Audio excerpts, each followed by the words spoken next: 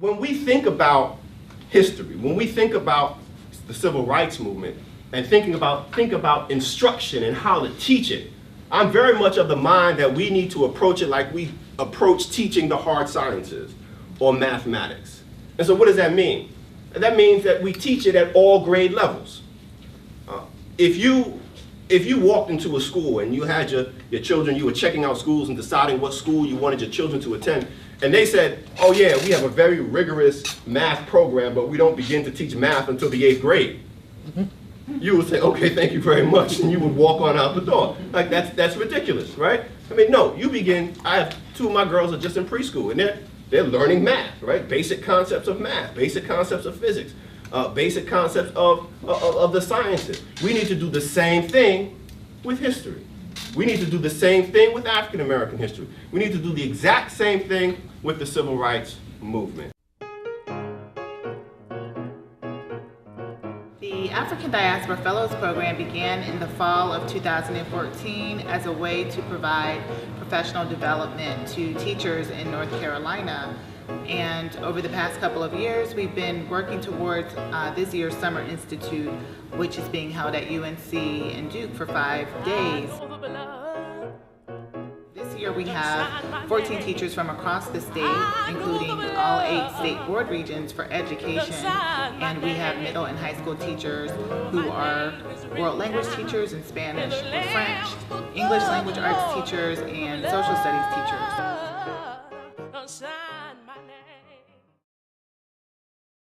The school that I teach at is predominantly African American, and I know there are a lot of students that find history frustrating because it doesn't speak to them, doesn't showcase their histories, and it doesn't really include them. And so I came to this fellows program as a way to try to incorporate the African diaspora into my curriculum to try to reach more of my students.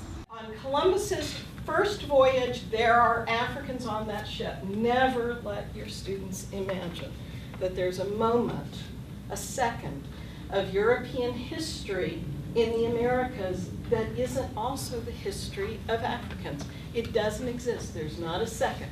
In the 20 years since the end of apartheid in 1994, when Mandela and the African National Congress came to power in South Africa, we saw that there needed to be a powerful opening because they had 2 systems of education in South Africa.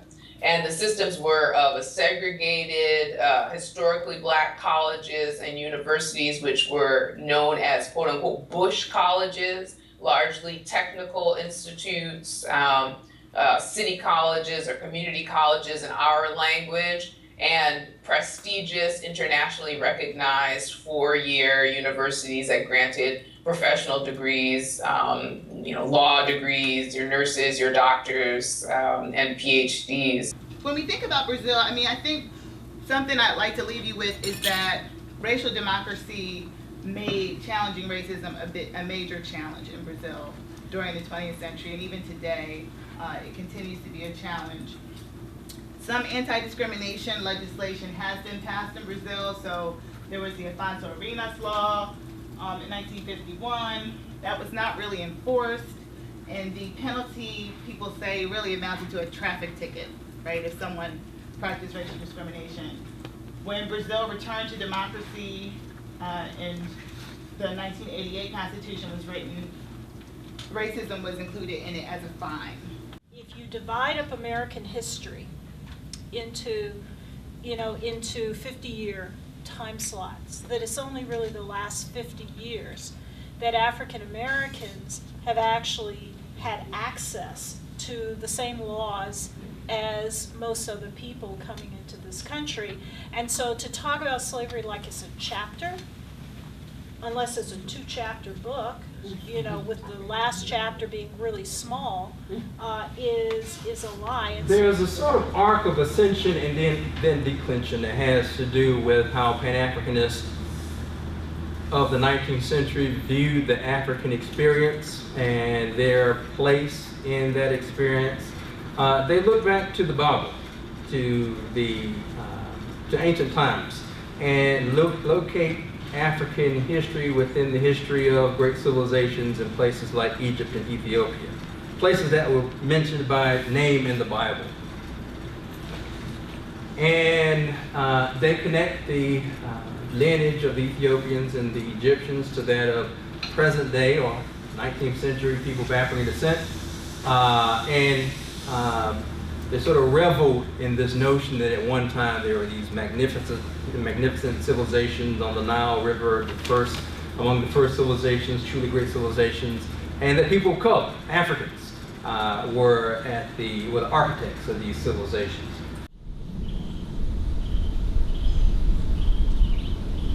Some plantations, if you got too old, you could drop and put you out on the side of the road and hope you would die. We are shocked when we read some of the great slave narratives of American literature and history by the unimaginable depravity to which people can become subject because of practicing slavery.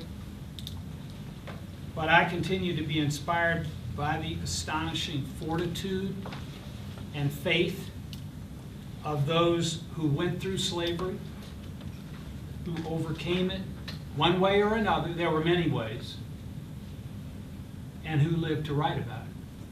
The Poetry Project is an organization that prides itself on using poetry to teach, inspire, and build the communities that we call home. Through structured workshops, poetry slams, and open mics, we create safe spaces to share our lives and tell our stories. Home is a search, a place I've found recently. Transition, flux is my history of home. Hope for stable, fixed, rooted. Refuge, safe, something I've learned to carry with me so it can't be taken away. Is everybody's home different? Does it make it any more or less? Not at all. Is home gonna make sense to somebody else what your home looks like? No. Vocal blackness and articulations of home from a literary standpoint, to talk about ways in which writers in the global black diaspora who are of African ancestry, basically how they articulate and re-articulate these understandings of quote-unquote what home is and what home is not. So you have to go to this mythical idea that people arrived at Plymouth and, of course, put the flag down, put the cross down, and designated that this land is God's land. And I say myth because the people who arrived were fleeing persecution, and they were trying to find a safe space. But the safe space that they provided for themselves was a very unsafe space for the native peoples.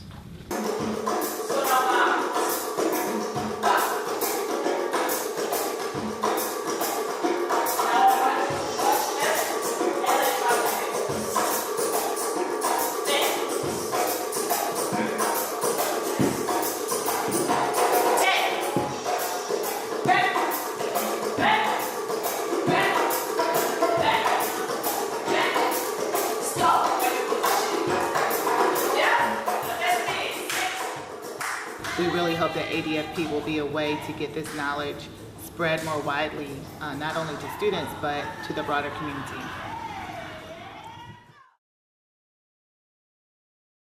I know the blood done signed my name.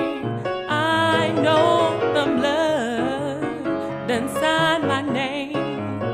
Well, my name's been written down in the Lamb's Book of the Lord. I know the blood, oh, the blood done signed my name. I know the blood done signed my name. I know the blood done signed my name. You know my name is written down in the Lamb's Book of the Lord. I know the blood done signed my name. I know the blood done signed my name. I know the blood done signed my name. You know my name's been written down in the Lamb's Book of the Lord. The blood done signed my name.